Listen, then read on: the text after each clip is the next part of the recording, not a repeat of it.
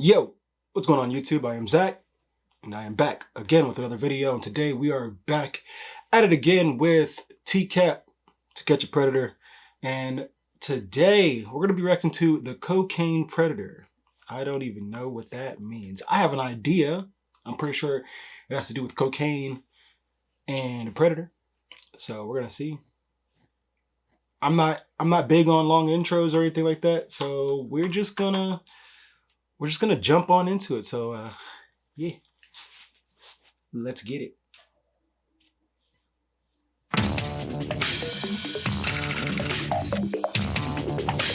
All right, Amanda, a tractor trailer coming down the road. Get ready. You can probably guess what this next suspected sex predator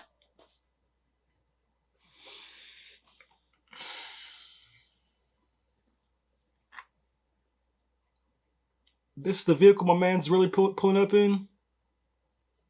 I'm not sure if that's like a flex or... Jeez, man, really? That's like super inconspicuous, you know? Like you wanna like low key to the max, like how, like, yeah, just super subtle, super subtle, you know? I was thinking like Ford Focus, but no, you know, the whole truck. I don't even know what to call that, like a rig, but without the shipping container on the back. Like what is it even called, a shipping container? You know what I mean? But come on, dog. does for a living. All right, he said let him turn off the engine. He won't be able to hear anything until he cuts the engine. Let's let him get down. He's a 41-year-old truck driver from Fayetteville, Georgia, Joseph Myrick. He thinks a 15-year-old girl is inside, ready to have sex with him. Hey, you made it. Come on in, I'm just getting some laundry out. His screen name is too graphic to use, but in his chat, he asks the decoy, when it comes to sex, are there any positions you like best? The person pretending to be the 15-year-old says, I only did the one. Then he says, well, we'll try others. When the decoy says it's awesome that he's bringing the big truck, he says, well, I do not want your mom finding out because it would mess up a good thing. That's a big truck you got. How do you drive that thing? Well, to be honest with you, it's like driving a car. Well, I would love to go for a ride sometime.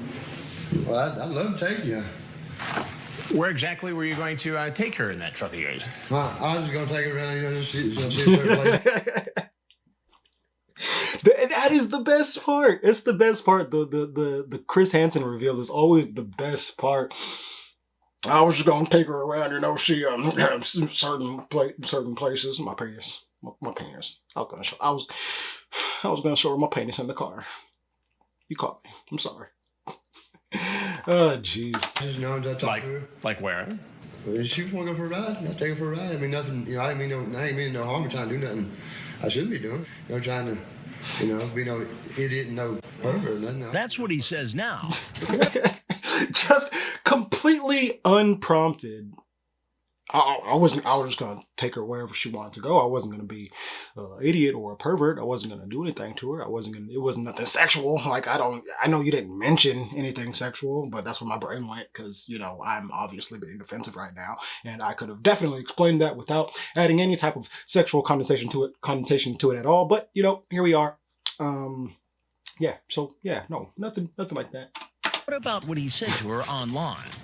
You say, well, I do think you're damn sexy, and was wanting to know if you have ever had sex. Oh, yeah. Yes, you did. Yeah, well, I have it all right here, so you might as well just tell me right now. I ain't disputing it. No, Yeah. I ain't disputing it. I'm just damn. I think you probably have a very nice ass as well. I just fell into the conversation. I ain't gonna sit here and tell me no excuses for the things I said, because I fell into the conversation. It was totally, it was wrong. And You say, yeah, I'll be your bear, and we bears like tasting honey. when you read it back to me like that right there, I realizing what I said. No, you're right. What do you think would have happened if I wasn't here, and in fact a 15-year-old girl was here? I told myself, I get in here and sit and just talk to her, you know. You just said you were going to take her for a ride in the truck. If she wanted to go, she wanted. How do you think a girl's father would feel if a 40-year-old man took a 15-year-old girl for a ride in a truck? He'd be upset, right? And he'd be justified, wouldn't he? Oh, yes, he would. You own that rig yourself? No, sir. So you work for a company that owns that rig? Yes, sir.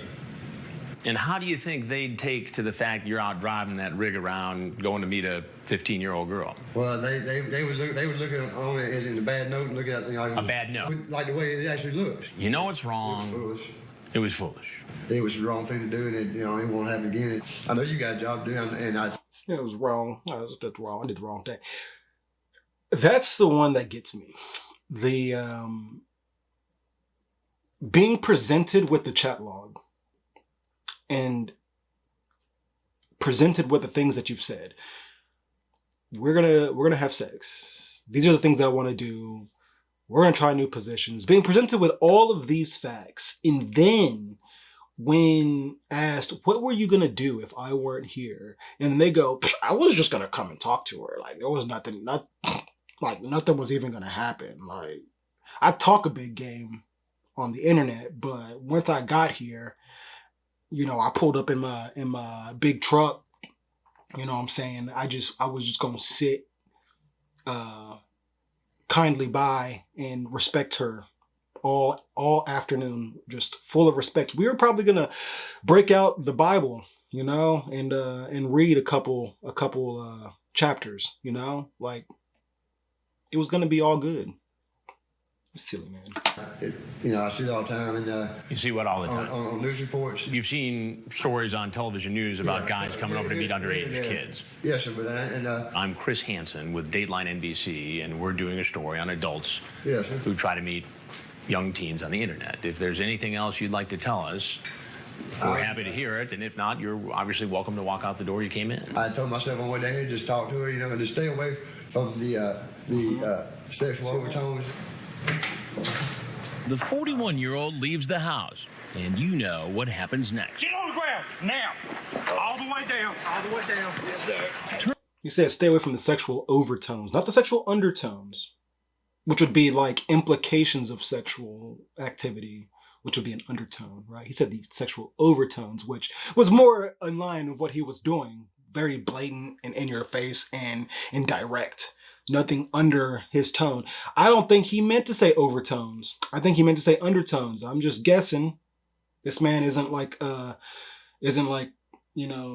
most vocabulary. Now I'm sounding dumb. He ain't good with talking. You know what I'm saying? He ain't good with talking. So I think he meant to say undertones, but overtones was correct. Though he did not limit them. Turns out this isn't Myrick's first time in handcuffs.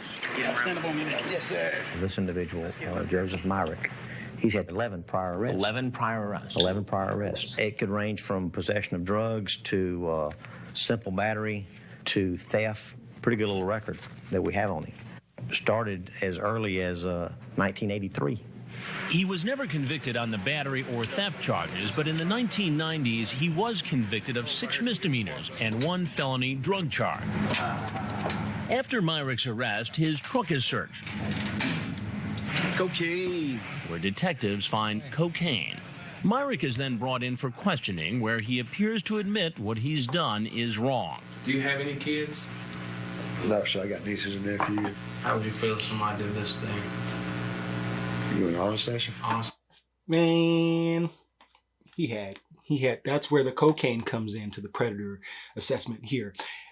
That guy is dangerous. Granted, all these guys are dangerous. You understand what I'm saying. But this guy is particularly dangerous because he most certainly had this behavior ahead of time. And the fact that he probably would have offered this child cocaine is messed up. Or he would have done it himself. And I'm assuming that his ability to make sound judgment would have been deeply affected by the drug use and would have potentially put this child in even more danger, being alone with a coked up 40-year-old trucker. Yeah, that's not good. I would kill him. Then the investigator asks Myrick about his use of cocaine. I'm gonna tell you like it is. When I talked, both times I did talk to her, I was in town and I was under the influence of it. He seems to blame the cocaine for his current predicament. He'll be charged with drug possession, along with attempting to commit child molestation and obscene internet contact. I'm going to set the criminal attempt child molestation at $15,000, the possession of controlled substance, $5,000. The undercover operation in Fortson, Georgia is over, and the last of the suspects caught in our sting are appearing before a local judge. I'm not here to determine if you're guilty or innocent. For most of the men, the judge sets a bond of $40,000, restricts their use of a computer and their interactions with minors, including their own children. Hey, what's going on? I'm a little bit hoarse, though. My voice is kind of ragged for some reason. But yeah, I mean, I'd love to see you, sometime, get together and, But you are a pretty little thing. I don't know why I first don't tell you that. We'll just keep on keeping on the way we're doing. All right, honey, I'll talk to you soon. Bye-bye. Oh, my man went skinhead.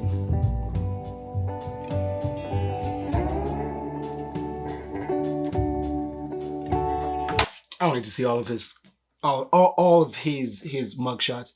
Yeah, that guy's trouble. That guy's definitely trouble, and I can only imagine that it didn't get any better after this arrest. There's not much more to say about that. I think I hit all the points that I could hit on this guy. He is a danger. He's a danger to society, and he didn't want to register. He didn't want to go through the proper channels that he needs to do for being in trouble, which means that he was probably continuing to get into trouble. Guys, if you enjoyed the video, leave a like. Comment down below who else you want to see me react to, or if you want to keep seeing me do TCAP, or if there's anything else you want to see me do. Also, subscribe. It really helps out. We are making some good progress here on the channel, and I'm having fun. So if you want to keep it going, subscribe. And I'm going to see you guys in the next one. Take care.